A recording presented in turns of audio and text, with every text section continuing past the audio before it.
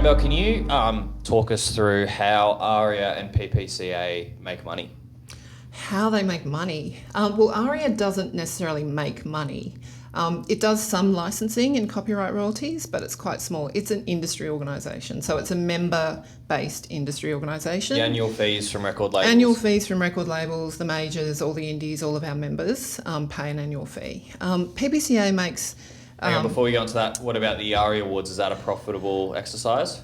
We don't do the ARIA Awards to make a profit, no. It's really something that the major members and, well, all the members want to do to celebrate Australian music, to showcase our artists, hopefully help them sell more music, have more consumption of music, but promote their work.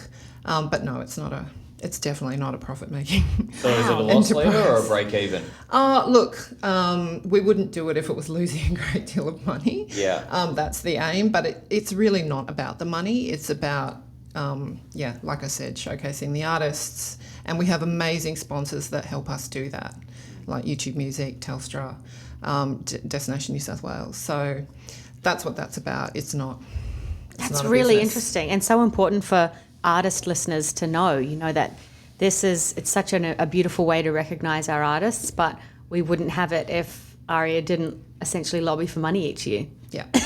Yeah. That's pretty much it. Years like this year in particular are challenging because, when we do have an actual event, we can get some ticket revenue, which helps cover the costs. But we don't have that this year. But I'm not complaining.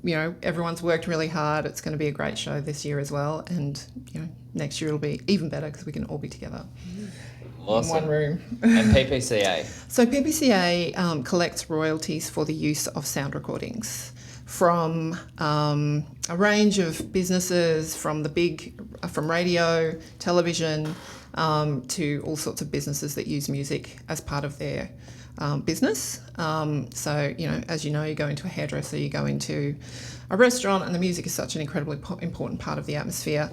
So people need to pay for that use of music. PPCA collects that, and then it distributes it to all of the copyright owners of the sound recordings that are used. So how is that different to APRA? So APRA collects copyright royalties for the underlying work. So they collect royalties for the composer, the songwriter, basically. Mm-hmm. So, whereas we would collect music for the cover of a song, because it's about the sound recording, APRA would get that royalty in because of the underlying song. Yeah, got it. Yeah. So what does the PPCA roadmap look like at the moment? Because I've heard from a few managers that it's quite a clunky process to get the royalties to work out how much they're entitled to. Is there a roadmap plan to, I guess, make that a bit more of a transparent and user-friendly sort of experience? Yeah, so we collect the information over the year, and then we do a distribution at the end of the year to all of the artists and people who own the copyright and the masters. It is only once a year. We are developing a portal which is going to make it a lot easier for people to interact with us.